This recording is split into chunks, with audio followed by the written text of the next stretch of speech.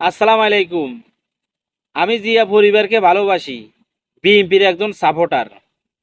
তারপরও নতুন করে বাংলাদেশে যে সরকারে আসবে তার কাছে প্রাণের দাবি, জোর দাবি, যেন প্রাইমারি স্কুলে একজন কোরআনে হাফেজ নিয়োগ করে সরকারিভাবে।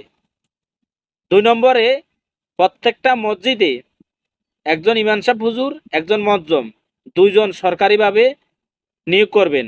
তারা যেন সরকারিভাবে রিটায়ার্ডে গেল পেনশন পায়।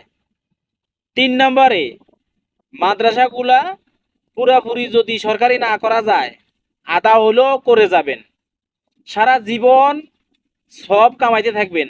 দ্বিতীয়ত, বাংলাদেশে আরবির লাইনে শিক্ষা হার অনেক বেড়ে যাবে। ঠিক আছে? তো ভাই, যার যার ভালো লাগে এই কথাগুলা, এটা চান, তারা ভিডিওটা শেয়ার করে দিবেন। যারা আইন পাশ করে তাদের কান পর্যন্ত যেন এই ভিডিওটা পৌঁছায়। সবাইকে ধন্যবাদ। আসসালামু আলাইকুম।